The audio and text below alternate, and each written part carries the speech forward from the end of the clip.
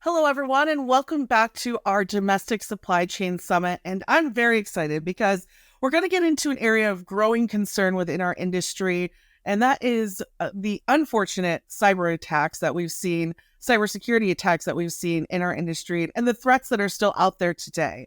And with us, of course, to discuss this is Antwan Banks, the Director of Enterprise Security for the National Motor Freight Traffic Association. Antwan, thank you so much for joining us today. I'm very excited to have your expertise here. Thanks for having me. I'm excited to be here and talk about my favorite subject. Well, let's jump right into it. Let's start kind of with an overview of cybersecurity attacks in our industry and what you've seen from the last year in regards to how vulnerable we've gotten as a industry. Well, it's starting to change now with artificial intelligence. Cyber criminals are always one step ahead, so they're starting to incorporate artificial intelligence into their attacks. They're using it to make better phishing emails to make them harder to identify. They're using voice recognition, voice learning techniques to listen to a person's voice and actually make phone calls and trick people to believing that they're talking to a superior or to a leader and transferring money to places. But the scary part is they're also doing it to the public. There are the attacks against the elderly are increasing, deep fakes, and they're actually using those techniques against people who are not really sophisticated in technology and instead of people's life savings. So it is starting to change now from some of the old traditional attacks to using artificial intelligence. And they're having a lot of success. So it's starting to increase because, the old business model, you make money, you increase that activity. Yeah. And in the last couple of years, we've seen a lot of money flow through a lot of the supply chain participants, right? And I'd love if you could maybe describe how individual groups are being attacked, whether it's like a shipper or a carrier, or even more on like the broker side. I really hate to specify a group because everybody is really being attacked. And what happens is most people only pay attention to their industry.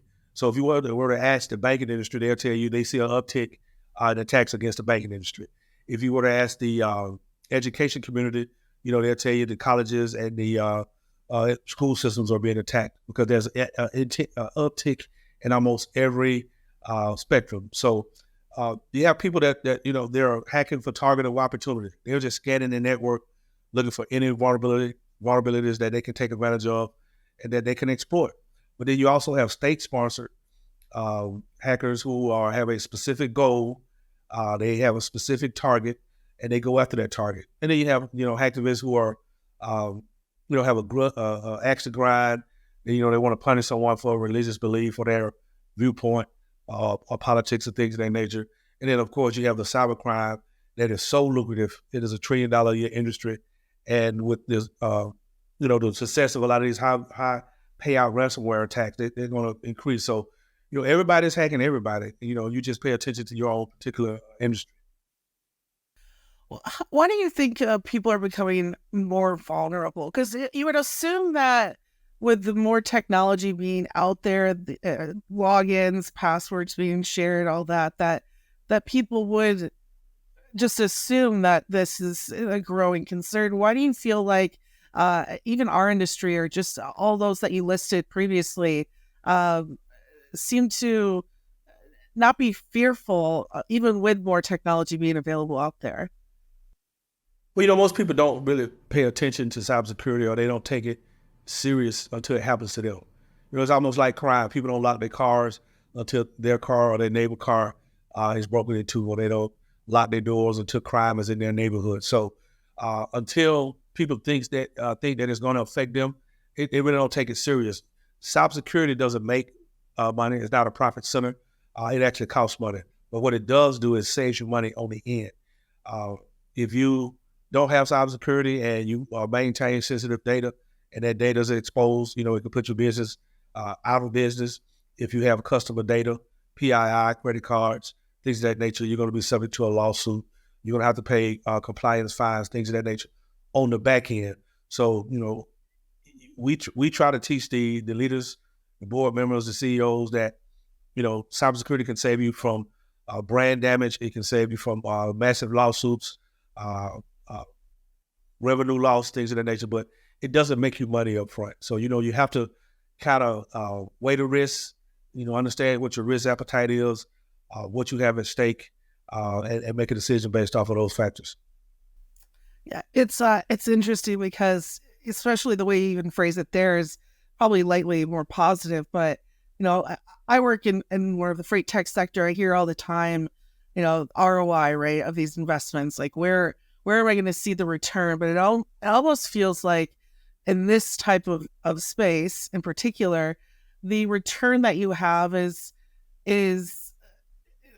clearly security, but just knowing moving forward that you're not going to be out there vulnerable to these individuals. How do you work to kind of explain that to people, like the upfront cost and what that could, I guess, trigger in individual businesses? It really depends on the audience. If I'm talking to executives, they understand risks. They don't understand the geek speak and the technical ones and zeros, but they understand risk and they understand dollars and cents. And so you have to walk them through to make them understand their risk appetite. If I'm a mom and pop store, I probably don't have the same risk appetite or the things at risk as a large corporation. If I'm a large corporation and I don't have a secret sauce that I need to protect, and I'm not processing credit cards, but you are processing employee personal data, you understand how many records you're holding, and understand what that lawsuit would cost you if you were to get breached. So you have to make them understand the risk, what the cost will be if they were attacked and exposed. Is cyber insurance something that could offset some of that risk, or even is cyber insurance something you want to entertain? So you have to make them understand the risk and what it will cost you should they cost their business, should it get attacked and have a successful attack. Yeah, it's and I'm sure from your experience that those who don't do that but get attacked, I'm sure regret that, right, at the end of the day, either way.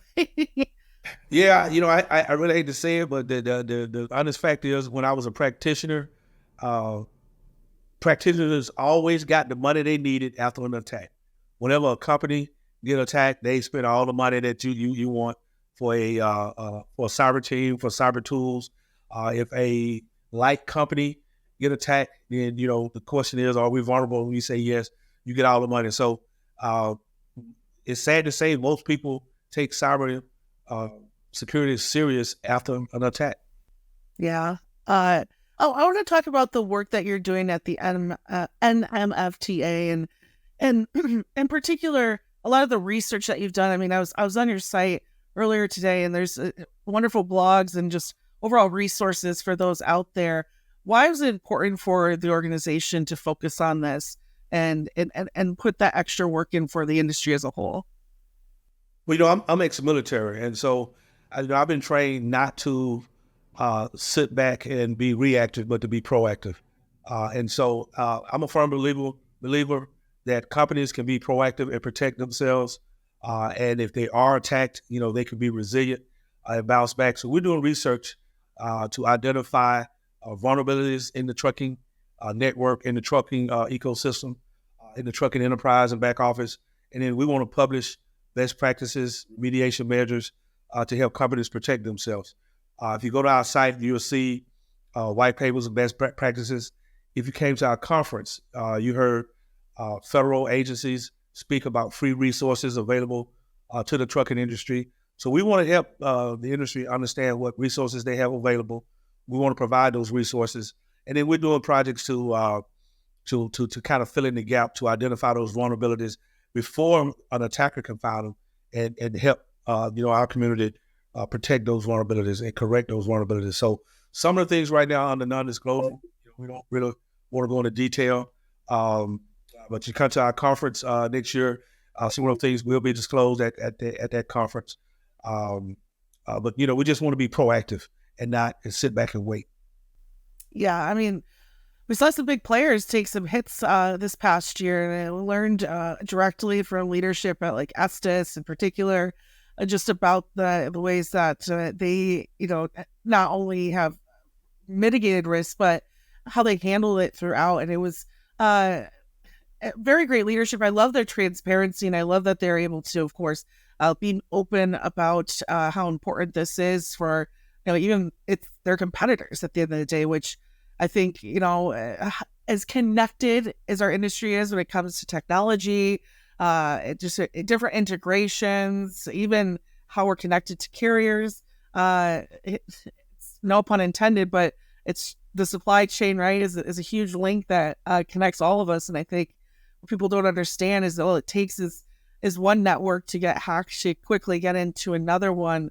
And I guess that being said, I'm interested in maybe some simple steps that those watching today can start to really take these cybersecurity threats seriously, and in ways that they should be considering protecting their business that maybe is not as clear or as obvious to those out there. Yeah, I thought about one of the comments that was made at our conference, and the comment was, phishing. We keep hearing about phishing, but phishing is the number one way hackers get in. 90% to 95% of successful attacks take place through phishing, and so I always tell people, take care of the low-hanging fruit first. Train your employees, because your employees are the weakest link. A company can spend tens of millions of dollars on the latest and greatest tools, but if an employee leave the door open or click on the email and just let the cyber criminal in, then all that investment is for nothing. So start off by training your employees, do simulated phishing exercises, complicated phishing exercises to make sure that employees are not falling for the postal email trick. Then make sure your systems are patched, because once you click on that email, that malware needs a vulnerability in your system. So you need to have a very aggressive vulnerability management program. Well, we're actually going to have a webinar talking about vulnerability management. So you have to keep your system patched and up to date. And then you need to have a program in place to make sure that you understand what your risks are, understand what your threat vectors are, and put mitigation measures in place. I highly recommend all companies do a pen test or a vulnerability assessment test. You bring in external hackers to come in, test your network, test your employees, test your systems, and they will give you a detailed plan of all your weaknesses. They will actually find them, in most cases, before the hackers do, and allow you to patch those systems up and fix them. So train your employees, patch your systems, do a vulnerability assessment or a pen test. And then the last thing is to do tabletops and have a incident response plan. That incident response plan will prepare you so when you do have an incident, everybody will be on the same sheet of music on how to recover and be resilient to that incident. A tabletop will walk you through an incident. And I like to be very, very mean and devious when I do my tabletop. I like to have malware hit a company right before payday, right before it's time to pay their vendors, to make sure there's a sense of urgency.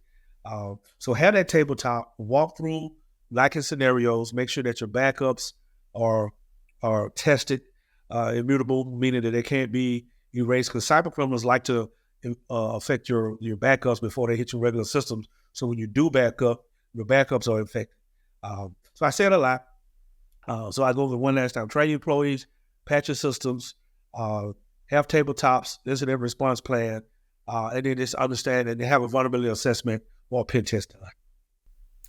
Yeah, all of those I think are huge, especially one in particular that came to mind as you brought up the training of employees. I was just thinking about, I think MGM, right, when they got hacked earlier this year, if I remember correctly, they got in through a phone call with a customer service rep.